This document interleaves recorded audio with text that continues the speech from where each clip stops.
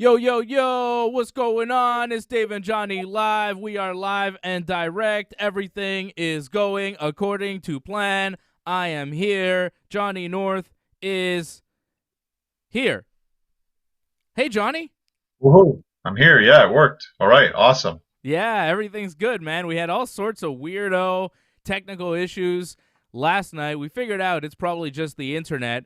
But today, everything's good. Everything's looking fine and dandy, and I'm happy, man. We got it all working together. We are here to review the David Schultz, the Dr. D David Schultz, Dark Side of the Ring, not to be confused with the other David Schultz, who also had a pretty dark tale, but that was in Olympic wrestling. You know what I'm talking about? David Schultz, the great amateur wrestler. I was like, David Schultz. I was like, oh, no, it's a different David Schultz. It's the John Stossel David Schultz, not the other David Schultz. They made a movie about him. I don't know if you saw it, Foxcatcher. It rings a bell. I probably saw like a preview for it, but I never, I think, watched the movie. Watch And with this, David, watch Foxcatcher, John. It's good. You have time. I do have time. That's very true. But with this David Schultz, I remember reading about it in Hogan's book. Hogan talked about how like he tried to bring him in, and then it just didn't work out. Yeah, it didn't work out. That's an understatement. A lot of things didn't seem to work out there with Dr. D. David Schultz. He was a professional wrestler, and he was working there for the WWE, and things took a turn, right? David Schultz from Tennessee. He was a big, tough guy who was brought up under Herb Welch, who was an old school carnival shooter from the old days. You know, he was really one of the originals of professional wrestling, and he taught the old ways. You know, the protecting the business, the learning to protect yourself, being actually tough, shoot holds. When David Schultz was trained as a professional wrestler, they trained him and just beat him up for a very long time. And after only, several months did they wise him up to the business and explain to him that it's a work. It's, predetermined.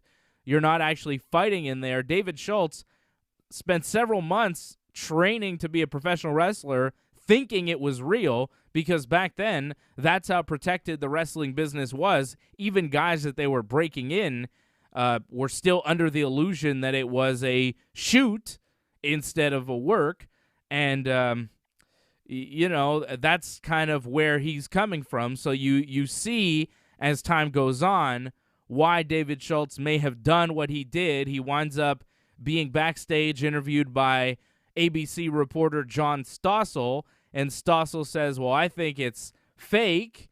And he says fake, and then he, boom, gives him an open hand slap. And he says, and my favorite part of that is David Schultz saying, that's an open hand slap. I like when you slap a man and then tell him exactly what you just did to him. There's something particularly badass about that.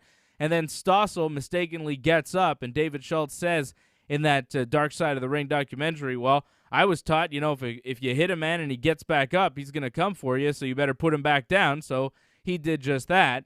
And, of course, it didn't go well for Vince McMahon and the WWE after that. There was a lawsuit. They had to pay some money out to John Stossel. Stossel was shown on that documentary seemingly still holding that grudge against David Schultz, seemingly still not really loving professional wrestling.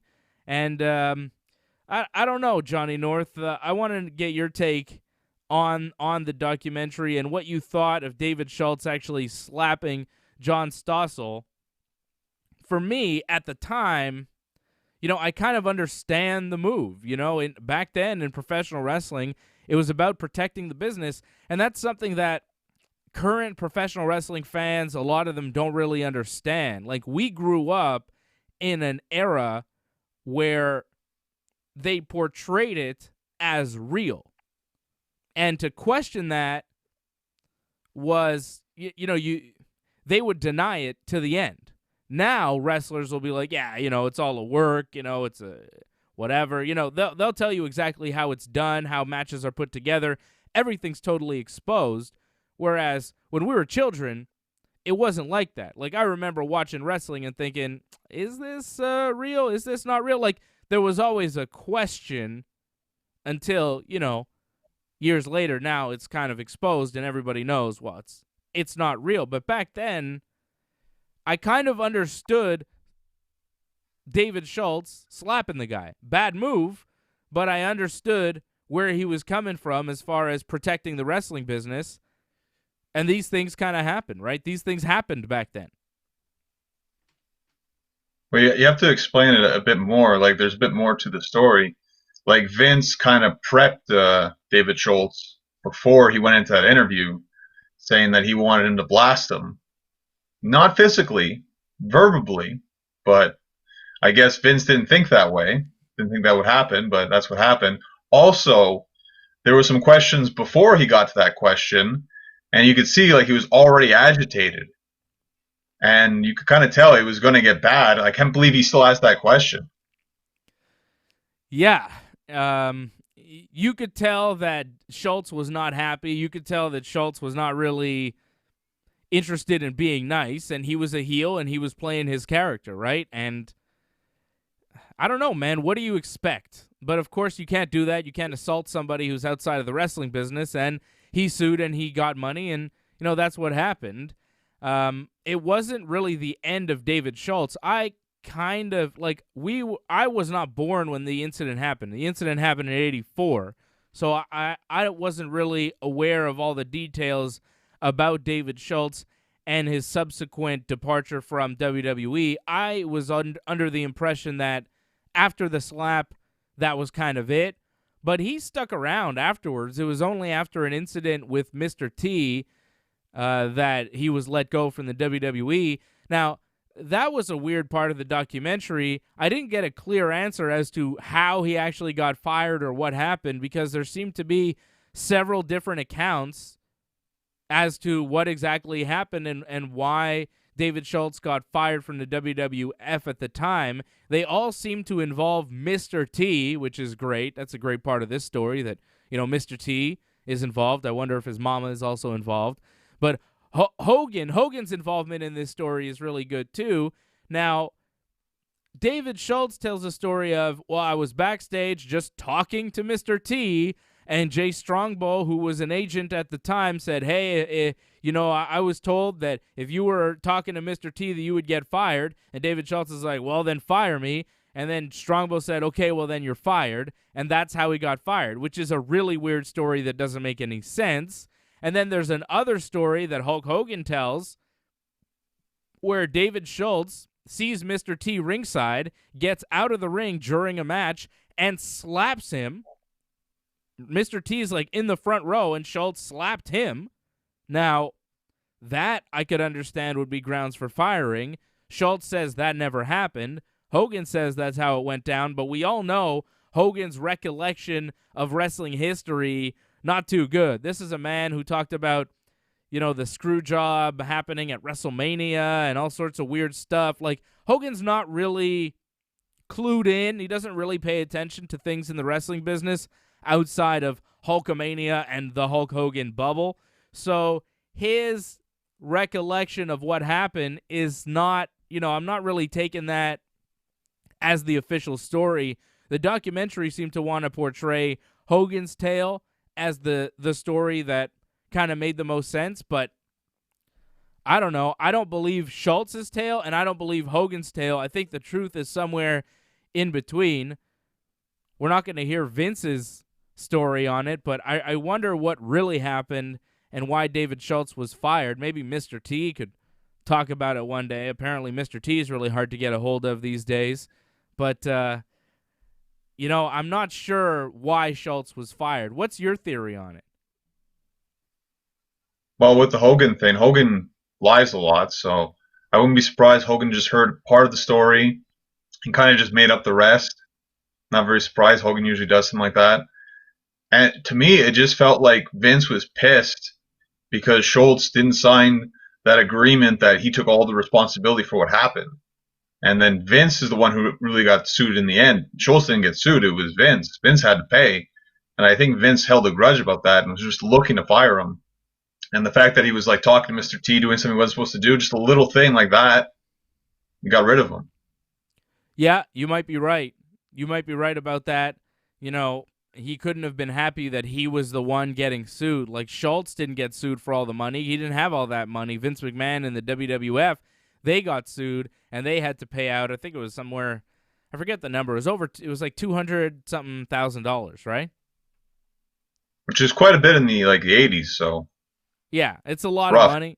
It's a lot of money they had to pay out there to John Stossel. Stossel didn't come off really well in this documentary. He came off like kind of a dick, didn't he? Well, just that it seemed like he had it out for wrestling. He just wanted to expose the business, and he just wanted to show like, oh, this is such a sham, and he wanted to ruin lives pretty much.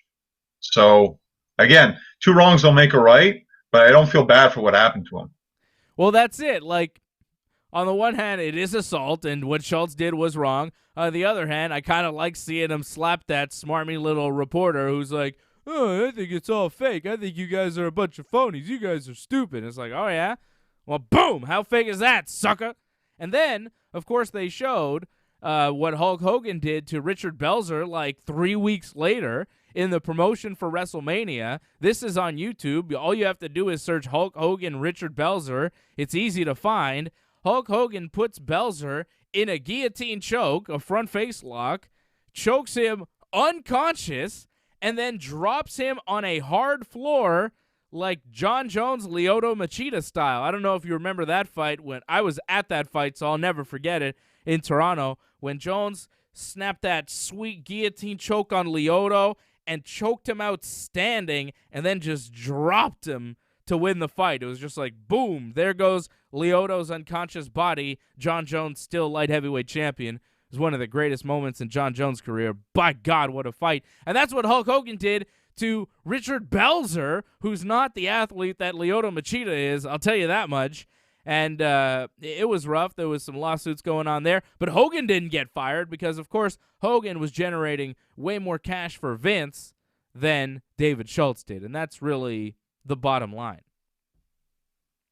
Well, and Hogan was playing ball with Vince. I'm sure he took a lot of responsibility for what happened there. But in the end, Schultz wasn't one of Vince's guys, so he was easily expendable. That's what happened. It's too bad. He seemed like he was a great heel. It seemed like we missed out on some pretty good stuff there between Hogan and Schultz. I'm sure that it would have been, fun stuff in the mid-'80s in the WWF had Schultz stuck around, because from that documentary, he just seemed like a big old badass who could have been something in the WWE. Well, I could have easily seen it been him and Piper instead of Orndorff, because Orndorff was kind of just thrown in there because they needed someone else. But it should have been him when you think about it, given the history. It's too bad it didn't work out that way. It is disappointing that we didn't get to see more of David Schultz. I thought he was entertaining. Freddie Garcia is on the chat, my main man from Ringside Report last night.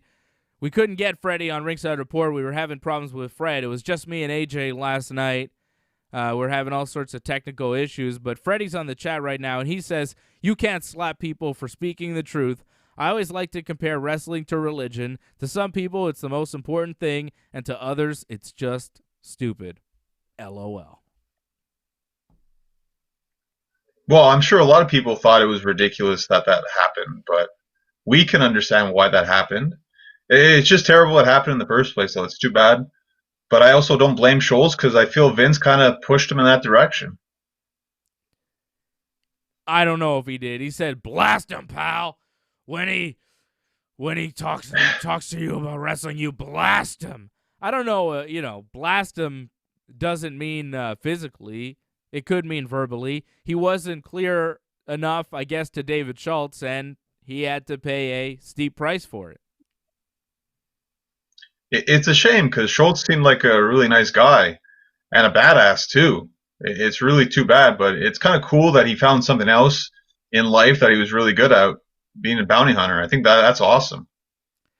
It got me thinking, about kayfabe, because there was a lot of talk about kayfabe in the documentary and about how, back in those days, wrestling was thought of as real by some people. There was a third of the audience that thought it was completely legitimate. And I wonder now, if you would poll the audience, how many people think it's real. I would say definitely not 30%, over 30%. I would say far less. I don't know if anybody still thinks it's real. And that's why I think the real angles, the angles that are reality-based, always work the best, because you want it to be as real as possible, even though you know that it's a work. You want to believe. And I think when Ronda Rousey comes out and says some of the things that she said, even recently, it adds to the realism of her next match. Because when you see her next, you're going to say, oh my God, Ronda said all these things. She said wrestling's fake. And now she's going to go do wrestling. Well, what's that going to be like? And then Nia Jax is saying she's going to beat her up for real. It just adds to the interest of, are these people going to shoot on each other? Brock Lesnar is a compelling character in pro wrestling right now because he's a guy that you believe is real.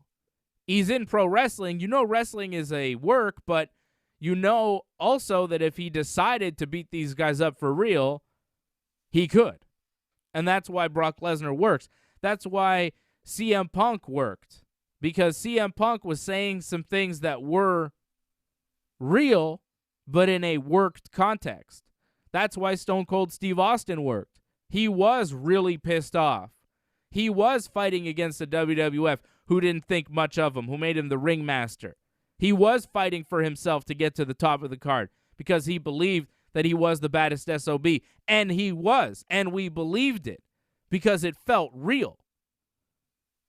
It's that reality-based stuff. The realer you can be in this world that we all know isn't fully real, you're going to be better off for it. You're going to make more money. And a lot of people in pro wrestling these days don't seem to understand that. We know it's a work. That's fine. But try and make us believe that it could get real if things get out of hand. Right? Make us believe that there's a real personal issue here, and if things got a little crazy, if one guy hit another guy too hard, well, they might start fighting for real, and it might get nuts. And put a match out there that looks like, well, are they fighting for real? Is this real? Or is this a work? Because sometimes some of these matches, they just look too fake, right? And I know you're not supposed to use that word, but sometimes it just looks fake. It feels fake. And I like it when it's more reality-based. Keep it as real as possible so you can believe in these characters. When I see Zelina Vega mad that Aleister Black is beating up her guy, it takes me out of it. Because I know that in real life, they're married. Zelina's on the opposing side of the beef, the angle. She's ringside while Aleister Black is beating up her guys. And she's like, oh, no. But it doesn't feel authentic. Because we know that it's not. The things that are closer to reality work the best. You can always have your outlandish characters. You can always have your Matt Hardy. But even Matt Hardy, there's like a basis in who Matt Hardy really is as well in the current character. So kayfabe, it's not around anymore, and that's fine because it just can't exist the way we are and the way wrestling has evolved. But trying to keep things as real as possible is, I think, how you make good pro wrestling. It's why there was so much heat with the AJ Styles and Undertaker thing, because AJ Styles was cutting these scathing promos on Mark Calloway. He wasn't talking about the dead man. He wasn't talking about the Undertaker. He was talking about Mark Calloway. He was talking about his real wife, Michelle. He was making fun of that real PSA that he did to save the Tigers, right? So that's when wrestling works the best. It's when it's as close to reality as possible, where you think, Undertaker might be a little pissed at AJ Styles for saying all this stuff, even though he's not. There's a part of you that wonders, maybe he is. Maybe he will chokeslam him straight to hell. I mean, look, since WrestleMania, we haven't even seen AJ Styles, so who knows what Undertaker did to him, Johnny North. Well, if you check social media, you know he's not buried alive anymore. Yeah, I know. I saw him playing video games at home. He's fine. Yeah. So, yeah, kayfabe is dead in some cases, but that's the fun part about wrestling. Like, not only do you get matches where there's stories, you have the wives and the husband on opposing sides, sometimes the same side, but also you have these matches where it's like, that looks pretty stiff. The strong style wrestling, that's what's really sold it, I think, for a lot of people. And you see that, I think, more like AEW, like New Japan, but sometimes you get in WWE as well.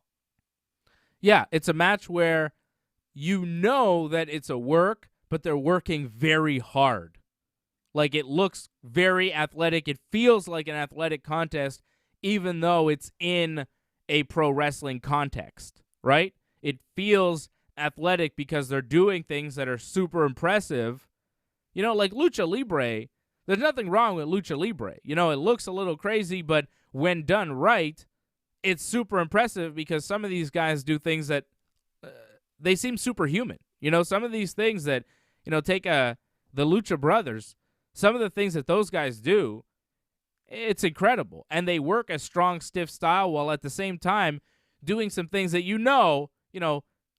half of their shit wouldn't work in a real fight, but it looks goddamn impressive because I couldn't come close to doing it. When the average guy sitting on the couch, sees like a triple backflip, whatever they're doing, it's like, whoa, I can't do that. That's pretty damn impressive. And that's good too, but you got to bring something to the table. The realness as well, the reality as far as your angle and your storyline is really important, though. To really bring the money, you got to feel like there's a real personal issue. It's got to feel like there's something there, right? Well, and that's why some angles are better than others, some matches are better than others, because it just depends on what, is your favorite style, favorite type of match.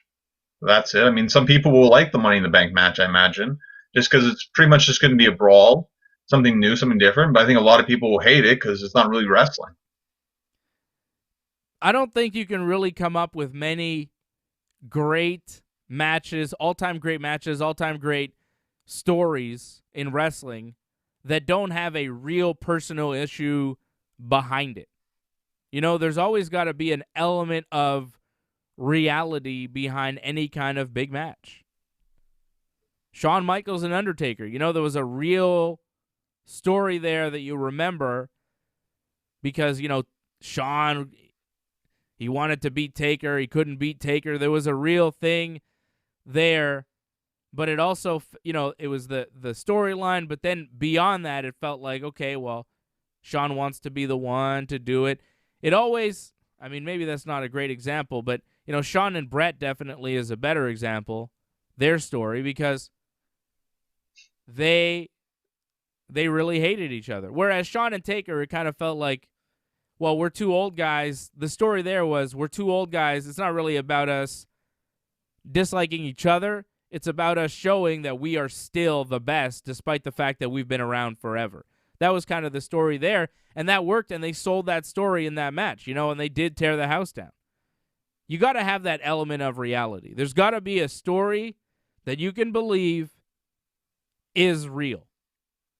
You got to believe in a part of it. The whole thing doesn't have to make sense, but as long as there's that element of, okay, I can buy into this, that's how you make a good story. Yeah, that'd be great, but I don't think you always get that in wrestling. You get a lot of ridiculous angles.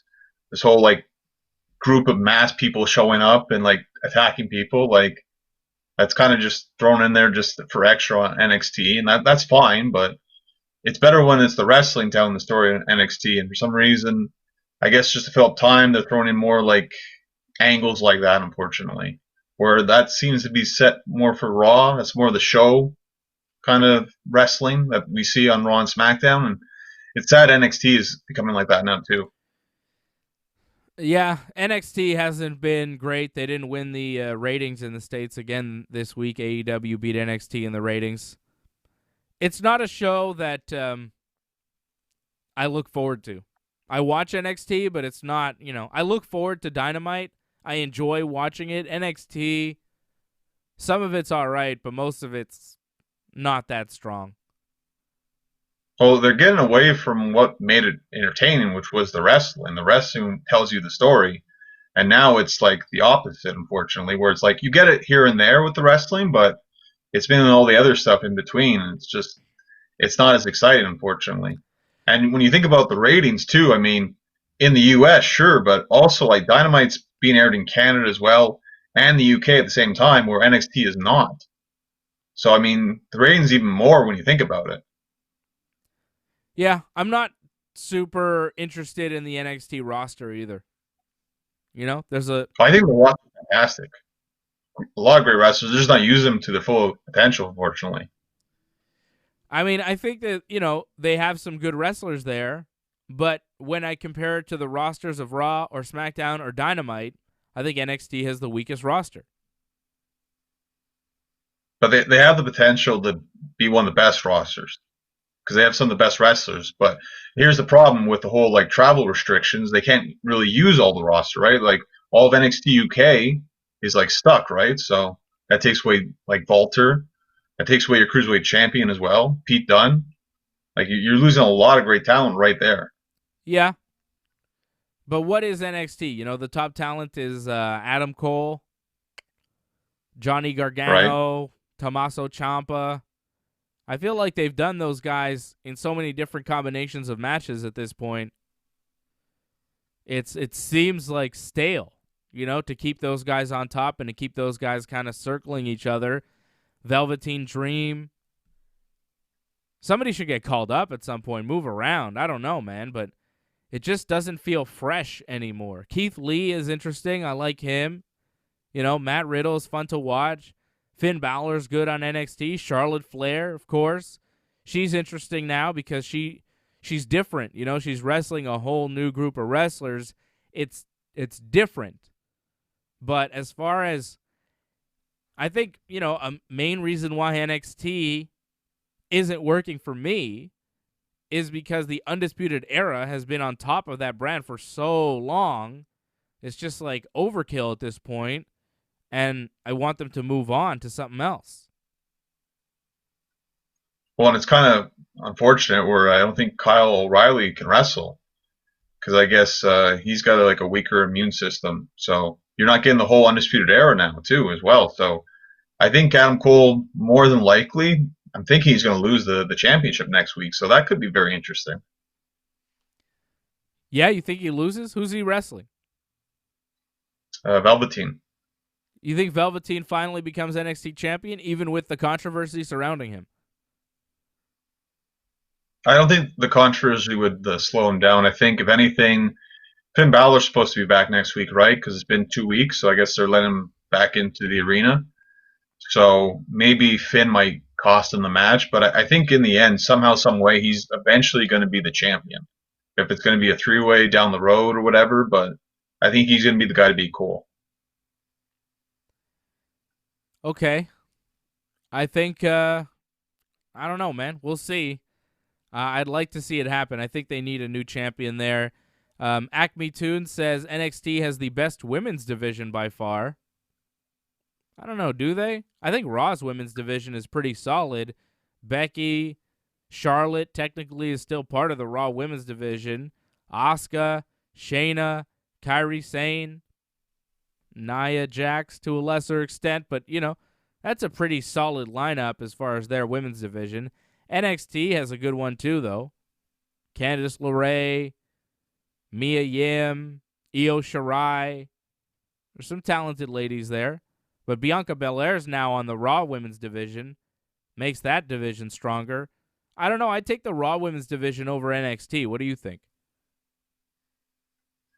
Well, again, we don't see all the NXT women wrestle, right? Like some of them have just kind of vanished. So it's kind of hard to say like what's really the best. I mean, even with Raw as well, like Becky, they talk about Becky, but Becky's not really wrestling right now. So it really seems that, again, we're not playing with a full deck here. And that's really what's hurting Raw right now. Raw, we'll probably talk about wrestling uncensored, but it's just a lack of star power. It's really hard to watch 3 hours of Raw when it just feels like you're not using the full roster. Well, it's Zelina Vega and her team of Andrades. And that's fine, that's good, but you got to do more. Like Jinder Mahal coming back, it's not going to make things interesting at all. No, you don't like the idea of Jinder Mahal coming back and really livening up Raw? Like, it's great that he came back because he's been injured for a long time, but I forgot that he got drafted back to Raw. Because remember, he was on SmackDown in Montreal. He got drafted, I think, that time in Montreal, and then he hasn't wrestled since. And apparently got drafted at Raw. I completely forgot about that. So, I mean, it's nice that he comes back and they're doing a rebirth for him, but it's not as big as Edge, Randy Orton, Kevin Owens. Like, you need the true stars of Raw, not like Jinder Mahal. It's going to be Jinder Mahal, Drew McIntyre, I think, going forward. That seems to be the feud that they're going to give us next. I think Drew probably beats Seth at Money in the Bank, and then they're going to do Jinder and Drew. Jinder probably wins Money in the Bank. Well, so you think he's going to be the extra guy, right? Because apparently there's going to be an extra guy. We'll see. Well, Apollo's gone from the match. He's out. Right. Well, did they announce officially? I thought they said it was like a last chance gauntlet match they're doing, right? On Raw this week? Yeah, but I thought it was last chance to replace Apollo. Right, but I thought it was just the people that lost before get another chance. Oh, I don't know. I don't know how it is. I don't know who's booked in the match. We'll tell you on Wrestling Uncensored. How about that? We'll know more then. I don't know. I'm not prepared for this Raw talk. This isn't Wrestling Uncensored, John. It's Dave and Johnny Live. What else is going on? Well, I saw the second night of Rebellion for Impact Wrestling. Yeah. And? Disappointing. Yeah. Like, night one was definitely better, without question. I thought, besides the main event, nothing else was really that good on the show. The Monsters Ball was just a lot of just hitting themselves back and forth with, like, tin sheets and, like, a lead pipe or something at the end. The main event was good, though. It was Elgin against Moose against Hernandez. That was a good match. Like, three big guys, like, throwing each other around. That was fantastic. And apparently they brought back the TNA Heavyweight Championship because Tessa Blanchard, the Impact World Heavyweight Champion, isn't going to be wrestling there for a while, so they brought back the TNA Championship. What? Well, it's kind of like an interim championship, right, is what they've done. Where's Tessa? She's, like, stuck in Mexico. Really? Damn. That's what they're saying. Yeah. So they don't have a champion, so they made a new champion. So Moose is their new champion. And this is Hernandez. This is like Hot Stuff Hernandez from the like original LAX. This guy's 47. He looks very good for 47. Looks like he hasn't aged at all, actually. Hot Stuff Hernandez. They don't call him Hot Stuff anymore, do they? I think they were saying Supermax. Oh, yeah, Supermax was another one. Before he was Supermax, he was Hot Stuff Hernandez. Don't forget. I'll never forget about that. One of my favorite wrestling names of all time. Hot Stuff Hernandez. It's a great name. You should have stuck with that. Supermax is not bad either, though. He really was awesome. He was incredible. That guy, what a wrestler. I'm surprised that his career wasn't bigger given how big he was and how athletic he was. Like, he could work his ass off. That guy was incredible. That LAX team with Hernandez and Homicide and Conan as their manager, they were a hell of a tag team. I believe we saw them at the lone TNA house show in Montreal. They wrestled AJ and Tomko, if I'm not mistaken. That was probably the best match, or one of the best matches on the show, because I remember Christian wrestled Kurt Angle on that show as well. So those two matches really stood out. Yeah. Hernandez was a great wrestler, man. That was a really good tag team. Hernandez and Homicide, my goodness, they were good. was a long time ago, though. I'm surprised Hernandez is back here in Impact. The rest of the card seems like not much happened. Moose beat Hernandez and Elgin in that three-way. Rosemary beat Havoc. Joseph P. Ryan beat Cousin Jake. Joseph P. Ryan is Joey Ryan. He's got some weird gimmick here in Impact. Yeah, he's doing the cancel culture gimmick now. Yeah. And then Chris Bay? Hey, yeah. Chris Bay beat Rohit, Raju, Suicide, and Trey. From the Rascals. His name's Trey? That's a terrible wrestling name, Trey.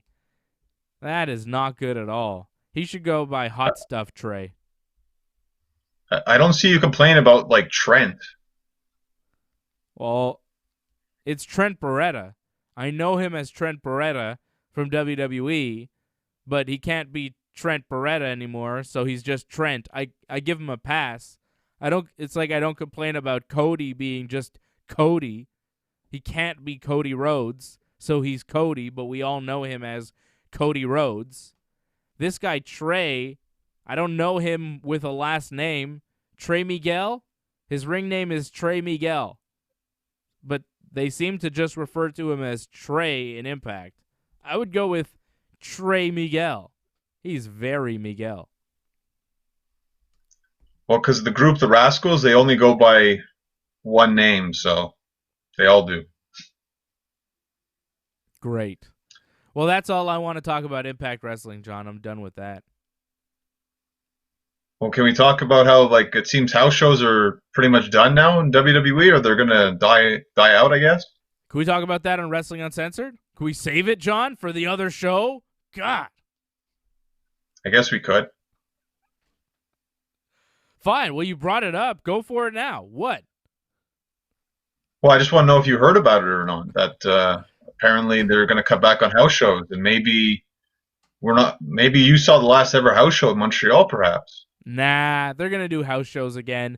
They said they're going to cut down on house shows, you know, the live events, the non-televised shows there, WWE. I don't know. I think they'll do them again. Obviously, now it doesn't make sense to do them, and they probably won't do them for a little while. But I think when things get back to normal, hopefully at some point things will get back to normal, I think we'll see house shows again. They may not do as many of them as they do now or as they were doing. They seem to be losing money on the house show business, but I think just their live attendance is down overall, and they'll figure it out. I think they'll do house shows going forward. I don't think we've seen the end of WWE house shows. AEW doesn't do them, but I think WWE will continue to do them. Maybe not right away, but when things get back to business, they're not going to cut them out entirely. Vince didn't say they're cutting them out. He just said that they'll probably reduce the amount, and especially right now, we'll see. You know, he just said basically, look, we don't know when things are going to get back to normal, when we can have people in arenas. There's no real point of doing a show in an arena if it's not televised and there's no people. So, yeah, we're not going to do house shows for a while. We'll see. And maybe when we get back to business, we won't do as many of them because they seem to be a less profitable aspect of our business. I don't know if that means when they come back, there'll be no more house shows. I think when they start doing, you know, Raw and SmackDown tapings in front of people again, I think they'll probably do some extra shows that are non-televised. But I do think it would be a good idea to reduce their schedule just to help with the wrestlers, their careers, their longevity, and their health. Well, this is interesting because this leads to today's story where apparently they might start doing shows this month with limited fans in attendance now. Yeah, that's in the state of Florida, you're saying? Right, so it'd probably just be at the Performance Center and I guess the Daily Place, I think, for AEW. But it's a start.